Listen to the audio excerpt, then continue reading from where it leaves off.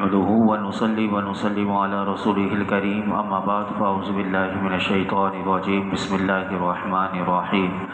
من كان يريد العزة فلله العزة جميعا إليه يصعد الكلم الطيب والعمل الصالح يرفعه والذين يمكرون السيئات لهم عذاب شديد ومكر أولئك هو يبور۔ اور جو عزت کا طلبگار ہو تو ساری عزت اللہ ہی کے پاس ہے۔ پاکیزہ کلام اسی کی طرف بلند ہوتا ہے اور نیک عمل کو وہ بلند کرتا ہے، اور وہ لوگ جو برے مکر و فریب کرتے ہیں ان کے لیے سخت عذاب ہے اور ان کا مکر و فریب برباد ہوگا۔ اس آیت کریمہ میں سب سے پہلی بات اللہ تعالیٰ نے یہ ارشاد فرمائی کہ جو عزت کا طلبگار ہو تو ساری عزت اللہ ہی کے پاس ہے۔ منافقین اور کفار یہ بتوں سے عزت طلب کیا کرتے تھے، اور منافقین آج بھی ہیں،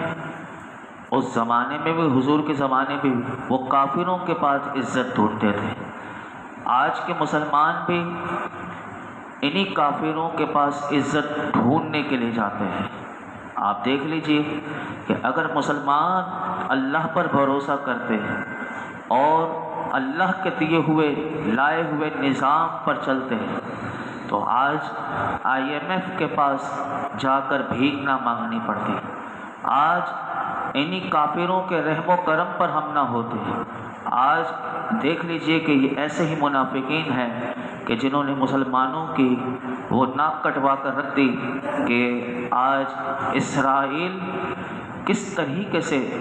فلسطین کے مسلمانوں پر بربریت کر رہا ہے، لیکن کسی ایک کی بھی آواز 57 اسلامی ممالک میں سے نہیں اٹھ پا رہی۔ وجہ یہی ہے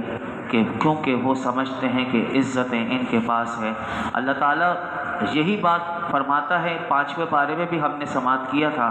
کہ الذین یتخذون الکافرین اولیاء من دون المؤمنین ایبتغون عندهم العزۃ فإن العزۃ للہ جمیعا۔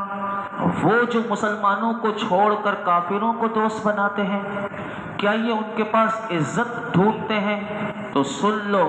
تمام عزتوں کا مالک اللہ رب العالمین ہے، اور واضح کر دیا اس آیت میں کہ دنیا میں آخرت میں صرف وہی عزتوں کا مالک ہے، وہ جسے چاہے عزت دے، اور جو عزت کا طلبگار ہے اسے چاہیے وہ کافروں کے پاس نہ جائے عزت لینے، بلکہ وہ اللہ سے عزت طلب کرے، کیونکہ ہر چیز اس کے مالک سے ہی طلب کی جاتی ہے، کیونکہ عزتیں دینے والا اللہ ہے۔ اگر وہ کسی کو ذلیل کر دے تو پھر دنیا کی کوئی طاقت اسے عزت نہیں دے سکتی۔ ایسے آپ دیکھ لیجئے کہ یہ اسرائیل کا جو اس وقت صدر نیتن یاہو جو ہے وہ سمجھتا تھا، لیکن اس کی جو بے عزتی بھی ہوئی ہے، یہ جو ظلم کر کے اگر آپ دیکھیں جو اس نے اپنا مقام بنایا تھا، لیکن اب جو اس نے ظلم کیا تو اس کی ساری عزتی خاک میں ملا کر رکھ دی۔ اس کے ویسے بھی بہت سارے نتائج بھی آ رہے ہیں، تو یہ جو ہو رہا ہے تو وہاں سے یہ بات بھی ہمیں سمجھ میں آ گئی، اور یہ بھی بات یاد رکھیے گا، اس آیت سے یہ سمجھ میں آتا ہے کہ یہ بات قطعی ہے کہ حقیقی عزت طلب کرنے کے ذریعے دو ہی ہیں، اور وہ ہے ایک ایمان اور دوسرا ہے اعمال صالحہ۔ یہی حقیقی عزت طلب کرنے کا ذریعہ ہے، اور اللہ تعالیٰ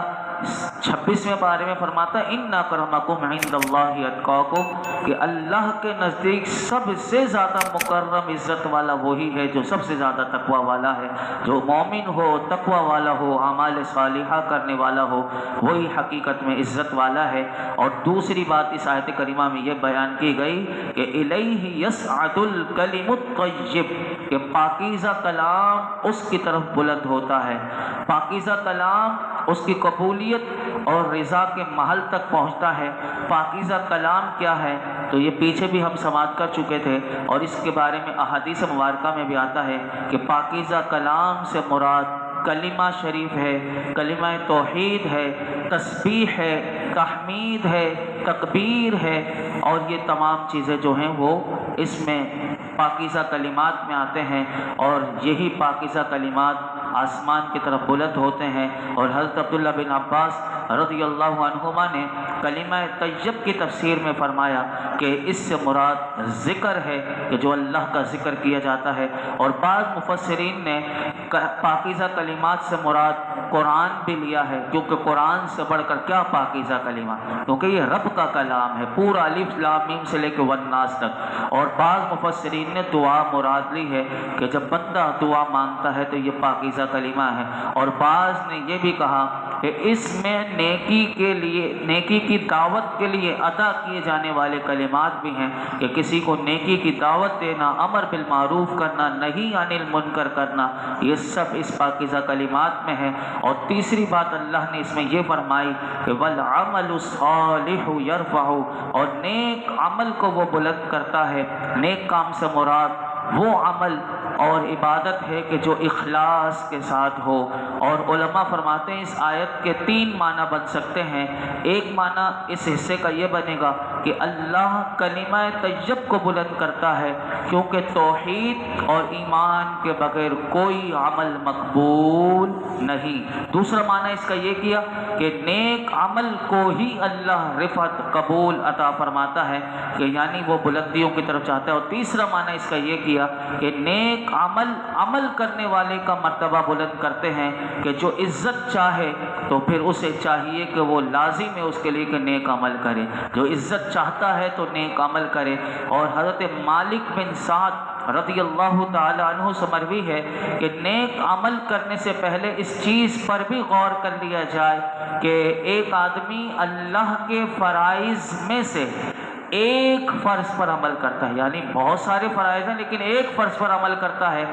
جبکہ دیگر فرائض کو ضائع کر دیا تو آپ فرماتے ہیں کہ شیطان نے اسے ایک فرض کے بارے میں لگاتار امید دلاتا رہتا ہے اور اس کے لیے وہ عمل کو مزین کرتا رہتا ہے یہاں تک کہ وہ جنت کے علاوہ کوئی اور چیز نہیں دیکھتا۔ لہٰذا تم کوئی بھی عمل کرنے سے پہلے فرمایا غور کر لو کہ تم اس عمل کے ذریعے کیا چاہتے ہو۔ اگر وہ عمل خالص اللہ کی رضا کے لیے ہو تو اسے کر لو، اور اگر وہ کسی اور کے لیے ہو تو فرماتے ہیں پھر اپنے نفس کو مشقت میں مت ڈالو، کیونکہ تمہیں اس سے کچھ بھی نہیں ملے گا، کیونکہ اللہ وہی عمل قبول فرماتا ہے کہ جو خالصتاً اللہ کے لیے کیا جائے۔ اسی لیے اللہ نے فرمایا الیہ یصعد الکلم الطیب والعمل الصالح یرفع، کہ پاکیزہ کلام اس کی طرف بلند ہوتا ہے اور نیک عمل کو وہ بلند کرتا ہے۔ اور اللہ تعالیٰ نے جو آخری بات اس آیت میں ارشاد فرمائی وہ یہ فرمائی کہ وہ لوگ کہ جو برے مکر و فریب کرتے ہیں، اس سے کیا مراد ہے؟ اس آیت میں مکر کرنے والوں سے مراد وہ قریش کے لوگ ہیں کہ جنہوں نے دار الندوہ میں جمع ہو کر نبی کریم صلی اللہ علیہ وسلم کے بارے میں میٹنگ کی تھی کہ حضور کو قید کر دیا جائے، یا حضور کو شہید کر دیا جائے، یا حضور کو مکے سے جلا وطن کر دیا جائے۔ یہ پیچھے بھی آ چکا، یہاں دوبارہ اللہ نے اس کا ذکر کیا اور فرمایا کہ وہ لوگ کہ جو برے مکر و فریب کرتے ہیں ان کے لیے دنیا اور آخرت میں سخت عذاب ہے، اور ان کا مکر و فریب برباد ہوگا اور وہ اپنے فریب میں کامیاب نہ ہوں گے۔ چنانچہ ایسا ہی ہوا کہ نبی کریم صلی اللہ علیہ وسلم جب ان کا مکر یہ تھا کہ سارے قریش مل کر حضور کو یکدم شہید کر دیں، اللہ نے وہاں ہجرت کا حکم دے دیا اور نبی کریم صلی اللہ علیہ وسلم ان کی آنکھوں کے سامنے سے نکلے، لیکن وہ حضور کو کوئی وہ تکلیف نہ دے سکے۔ حضور سے اللہ نے ان کے شر سے حضور کو بچایا، اور فرمایا انہوں نے اپنی مکاریوں کی سزا پائیں کہ کچھ تو بدر میں قید ہوئے، قتل بھی ہوئے، اور کچھ مکہ مکرمہ سے نکالے گئے۔ یہاں اللہ رب العالمین نے اسی کا ذکر کیا، اور اس میں یہ بھی ہمیں سبق ہے کہ چاہے یہ تو حضور کے لیے، لیکن جو دنیا میں بھی دوسروں کے لیے مکر و فریب کرتے ہیں وہ بھی اللہ کے پکڑ سے نہیں بچتے۔ تو اس لیے ہمیں کسی کے لیے بھی برا نہیں سوچنا چاہیے، جو دوسروں کے لیے برا کرے گا وہ خود اس کا انجام سے اس کو دوچار ہونا پڑے گا۔ آگے سنیے، فرمایا واللہ خلقکم من تراب ثم من نطفة ثم جعلكم ازواجا وما تحمل من انثى ولا تضع الا بعلمه وما يعمر من معمر ولا ينقص من عمره الا في كتاب۔ ان ذالک علی اللہ یسیر، اور اللہ نے تمہیں مٹی سے بنایا، پھر پانی کی بوند سے، پھر تمہیں جوڑے جوڑے کیا، اور کوئی مادہ اللہ کے علم کے بغیر نہ حاملہ ہوتی ہے اور نہ ہی بچہ جنتی ہے، اور جس بڑی عمر والے کو عمر دی جائے یا جس کی عمر کم رکھی جائے، یہ سب ایک کتاب میں ہے، بے شک یہ اللہ پر بہت آسان ہے۔ یہاں اللہ رب العالمین نے اپنی قدرت کا اس آیت میں بیان کیا کہ لوگوں، اللہ نے تمہاری اصل یعنی حضرت آدم علیہ السلام کو مٹی سے بنایا، پھر ان کی جو نسل چلی، فرمایا ان کی نسل کو پانی کی بوند سے بنایا، پھر تمہیں مرد اور عورت دو جوڑے بنایا، اس کے بعد کمال علم کا اللہ نے ذکر فرمایا کہ اللہ رحم میں ہر بچے کی تخلیق سے پہلے اور بعد کے بھی تمام حالات سے خبردار ہے۔ اب دیکھیے کیسا اللہ رب العالمین کہ بچے کی تخلیق سے پہلے بھی اور بعد بھی تمام حالات سے خبردار ہے۔ پھر اللہ نے اسی آیت میں اپنے ارادے کے نفاذ کو بیان کرتے ہوئے فرمایا کہ جس بڑی عمر والے کو عمر دی جائے یعنی لمبی عمر دی جائے یا جس کی عمر کم رکھی جائے، یہ سب ایک کتاب یعنی لوح محفوظ میں لکھا ہوا ہے۔ تو جب اللہ تعالیٰ ہی قادر، عالم اور ارادے والا ہے تو فرمایا تم بتوں میں تو بتاؤ کہ ان بتوں میں قدرت، علم اور ارادہ کچھ بھی نہیں، تو بتاؤ کہ یہ عبادت کے مستحق کس طرح ہو سکتے ہیں۔ اس آیت کو سمجھنا ہو تو ابھی دیکھیے کہ یہ ہندوؤں کی ہولی دیوالی یہ چل رہی ہے، اب دیکھیے یہ اسی کے آگے جا کر بیٹھتے ہیں، اسی سے لو لگائی بھی ہوتی ہے۔ یہ سب کیا ہے؟ یہ سب اللہ رب العالمین کا پیغام دیا جا رہا ہے، اور اللہ تعالیٰ نے فرمایا ان ذالک علی اللہ یسیر، کہ بے شک یہ اللہ پر بہت آسان ہے۔ اور اس میں اشارہ کی طرف علماء کہتے ہیں کہ یہ اس میں اشارہ اس میں کہا گیا، اس کی تفسیر میں 3 احتمال ہو سکتے ہیں۔ نمبر ایک احتمال یہ کہ لوگوں، مٹی سے انسان کو بنانا اللہ پر بہت آسان ہے۔ دوسرا احتمال کہ مادہ کے حاملہ ہونے اور بچہ جننے کے حالات سے خبردار ہونا یہ اللہ پر بہت آسان ہے۔ تیسرا احتمال علماء کہتے ہیں اس کا یہ ہو سکتا ہے کہ کسی کو زیادہ کسی کو کم عمر دینا یہ اللہ پر بہت آسان ہے، اور یہ معنی بھی کیے گئے کہ بے شک عمل اور عمر کو لکھ دینا، یعنی بندے کی جب 4 ماہ کا ہوتا ہے، یعنی ماں کے پیٹ میں 4 ماہ کا ہوا ہوتا ہے تو فرشتہ سب کچھ لکھ دیتا ہے، تو فرمایا کہ عمل اور عمر کو لکھ دینا یہ اللہ پر بہت آسان ہے۔ اور ان تمام باتوں کو اگر ہم سمیٹیں تو یہ بات کہنا بہت آسان ہے کہ حقیقتاً ساری ہی چیزیں اللہ کے لیے بہت آسان ہیں۔ یہ اس آیت میں بیان کیا گیا۔ آگے ارشاد فرمایا وما يستوي البحران هذا عذب فرات سائغ شرابه وهذا ملح أجاج ومن كل تأكلون لحما طريا وتستخرجون حلية تلبسونها وترى الفلك فيه مواخر لتبتغوا من فضله ولعلكم تشكرون، اور دونوں سمندر برابر نہیں، یہ میٹھا خوب میٹھا ہے، اس کا پانی خوشگوار ہے، اور یہ دوسرا نمکین بہت کڑوا ہے، اور ہر ایک سے تم تازہ گوشت کھاتے ہو اور وہ زیور نکالتے ہو جسے تم پہنتے ہو، اور تو کشتیوں کو اس میں پانی کو چیرتے ہوئے دیکھے گا تاکہ تم اس کا فضل تلاش کرو اور تاکہ تم شکر ادا کرو۔ سبحان اللہ۔ اس آیت کریمہ میں سب سے پہلی بات یہ اللہ نے بیان کی کہ اللہ تعالیٰ نے مومن اور کافروں کے بارے میں ایک مثال دی ہے اس آیت میں، اور فرمایا اس کا خلاصہ یہ ہے کہ جس طرح کھاری اور میٹھے سمندر جو ہیں، کھارا سمندر بھی ہے، میٹھا سمندر بھی ہے، فرمایا کہ اس کے بعض فوائد ہیں، اگرچہ یکساں ہیں کس طرح کہ لیکن پانی ہونے میں ایک جیسے ہونے کے باوجود دونوں برابر نہیں، یعنی کھارا پانی، کڑوا پانی، میٹھا پانی ایک ہے پانی ہی، لیکن فرمایا کہ دونوں برابر نہیں، کیونکہ پانی سے جو اصل مقصود ہے اس میں یہ مختلف ہیں۔ یعنی میٹھے پانی سے جو مقصود ہے وہ کھارے پانی سے نہیں مل سکتا۔ تو فرمایا کہ اسی طرح مومن اور کافر جو ہیں وہ انسان ہونے میں ایک جیسے ہونے کے باوجود بھی برابر نہیں، اگرچہ بعض صفات جیسے شجاعت اور سخاوت میں یکساں ہو، کافر بھی سخی ہوتے ہیں، کافر بھی بہادر ہوتے ہیں، اسی طرح مومن بھی شجاعت میں سخاوت میں برابر ہو سکتے ہیں، لیکن کیونکہ دونوں ایک عظیم خاصیت میں مختلف ہیں، اور وہ عظیم خاصیت کیا ہے؟ تو فرمایا مومن اپنی اصل فطرت یعنی اسلام پر قائم ہے، جبکہ کافر اپنی اصل فطرت جو عظیم خاصیت ہے اس پر وہ قائم نہیں۔ اور اسی آیت میں اللہ تعالیٰ نے یہ سب سے پہلی بات ارشاد فرمائی، پانی پیتے وقت کی ایک دعا ہم تو یہی پڑھتے ہیں بسم اللہ الرحمن الرحیم، اور 3 سانس میں پیتے ہیں، دیکھ کر پینا چاہیے، بیٹھ کر پینا چاہیے، اور پینے کے بعد الحمدللہ۔ لیکن ایک حدیث پاک میں ایک دعا آتی ہے کہ حضرت ابو جعفر رضی اللہ تعالیٰ عنہ فرماتے ہیں نبی کریم صلی اللہ علیہ وسلم جب پانی پیتے تو میرے آقا ایک دعا پڑھتے، کیا خوبصورت دعا ہے، سنیے۔ آپ کو ترجمہ اگر یاد ہو جائے تو اچھی بات ہے، اور اس کو اس وقت تصور کیجئے گا۔ میرے آقا دعا کیا کرتے تھے، الحمدللہ الذی جعلہ عذبا فراتا برحمتہ ولم یجعلہ مالحا اجاجا بذنوبنا۔ یہ اسی آیت کے لفظ حضور نے اس دعا میں شامل کی۔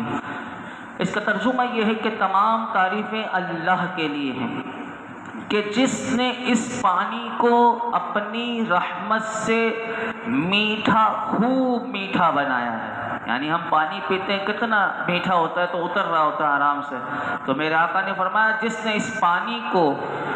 اپنی رحمت سے میٹھا، خوب میٹھا بنایا، تمام تعریفیں اس کے لیے۔ اور فرمایا ہمارے گناہوں کی وجہ سے نمکین بہت کڑوا نہیں بنایا۔ ہمارے گناہ کیسے ہیں؟ اللہ اکبر! یہ پانی کڑوا اترتا نہیں، لیکن یہ پانی ہمیں کس خوبصورتی سے اللہ رب العالمین نے اس نے یہ نعمت دے دی کہ ہمارے گناہوں کی وجہ سے اسے کڑوا نہیں کر دیا اور نمکین نہیں بنایا۔ تو یہ، اور یہاں جو گناہ کا لفظ آیا یہ ہماری تعلیم کے لیے، لیکن یہ یاد رکھیے گا نبیوں سے گناہ نہیں، کیونکہ نبی معصوم ہوتے، ان سے گناہ ممکن نہیں۔ یہ امت کی تعلیم کے لیے حضور نے فرمایا وَلَمْ يَجْعَلْهُ مَالِحًا اُجَاجًا بِذُنُوبِنَا، کہ ہمارے گناہوں کی وجہ سے نمکین بہت کڑوا نہیں بنایا۔ اور آخری بات جو اس آیت کریمہ میں ارشاد فرمائی وہ یہ فرمائی کہ ہر ایک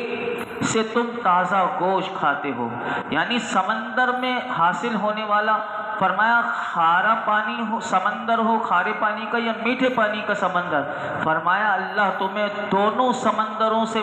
مچھلی کا تازہ گوشت عطا فرماتا ہے، اور فرمایا دونوں سمندروں سے تم مچھلی کے تازہ گوشت کو کھاتے ہو، اور اسی سمندر میں فرمایا تم وہ موتی، قیمتی موتی نکالتے ہو کہ جسے تم پہنتے ہو، اور تم کشتیوں کو دریا میں چلتے ہوئے پانی کو چیرتے ہوئے دیکھو گے کہ وہ ایک ہی ہوا میں آتی بھی ہے اور جاتی بھی ہے۔ تمہارے لیے سمندر کو یہ مسخر کر دینا، یہ تسخیر اس لیے ہے تاکہ تم سمندر میں تجارت سے نفع حاصل کرو، اور پھر تم اللہ کا فضل تلاش کرو، یعنی رزق حلال تلاش کرو، اور پھر تم جب تمہیں مل جائے تو تم اللہ کی نعمتوں کی شکر گزاری کرو۔ یہاں یہ جو بات فرمائی کہ جسے تم پہنتے ہو، اب یہ یاد رکھیے گا کیونکہ زیور جو ہے وہ عورت پہنتی ہے، تو یہ مرد تو نہیں پہن سکتا، مرد کے لیے حرام ہے، لیکن آج مرد عورت کے چکر، یعنی عورت سے مشابہت کرنے کے چکر میں کبھی بالیاں پہنتا ہے، کبھی ہاتھوں میں کچھ عورتوں کی طرح وہ بریسلیٹ وغیرہ پہنتے ہیں۔ آج کل تو وہ فیشن سارے ہی عورتوں کے جتنے وہ کلپ لگانے کے ہیئر پن وغیرہ، آج سارے مرد وہی لگاتے ہوئے نظر آ رہے ہیں۔ یہ مردوں کے لیے جائز نہیں، اور اس میں نماز پڑھیں تو ان کی نماز نہیں ہوتی، لیکن کوئی سیکھنے کے لیے تیار نہیں۔ بہرحال میں عرض یہ کر رہا تھا کہ اگرچہ عورتیں زیور پہنتی ہیں لیکن چونکہ مردوں کے لیے پہنتی ہیں۔